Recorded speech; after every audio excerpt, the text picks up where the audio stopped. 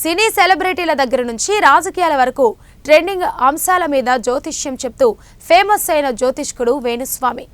600 అయినా సరే మరోసారి ఆంధ్రప్రదేశ్ ముఖ్యమంత్రి సీఎం జగన్ అవుతారంటూ ఇటీవల ఆయన చేసిన కామెంట్లు తెగ వైరల్ అయిన సంగతి తెలిసిందే.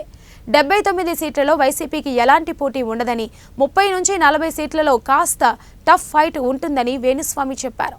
మొత్తంగా 95 సీట్ల నుంచి 125 సీట్ల వరకు వైసీపీ విజయం సాధించి మరోసారి వైసీపీ అధికారం కైవసం చేసుకుంటుందన్నారు. అయితే 2029లో సైతం జగన్ విజయం సాధించి హ్యాట్రిక్ వరుసగా మూడోసారి సీఎం అవుతారని చెప్పుకొచ్చారు.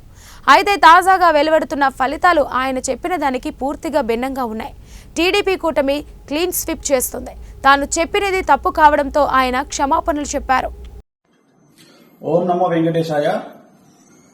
సో ఎన్నికల ఫలితాల గురించి దేశవ్యాప్తంగా మరియు ఆంధ్రప్రదేశ్ రాష్ట్రానికి సంబంధించి నేను ఇచ్చినటువంటి ప్రిడిక్షన్ లో నేను నరేంద్ర మోడీ గారి ప్రభావం తగ్గుతుంది అని చెప్పడం జరిగింది. అలాగే ఆంధ్రాలో జగన్మోహన్ రెడ్డి గారు గెలుస్తారు అని చెప్పడం జరిగింది.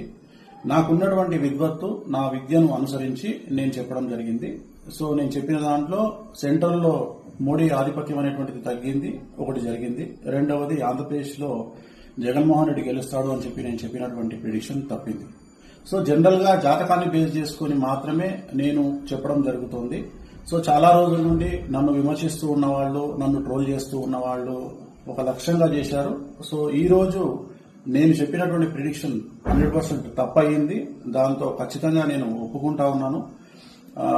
సో ఇన్ని రోజులు నాతో సహకరించి నాతో ఉన్న వాళ్ళకి, అలాగే ఇక ముందు నన్ను ఫాలో అయ్యి నాతో ఉండే వాళ్ళందరికీ కూడా మంగళాకాంక్షలు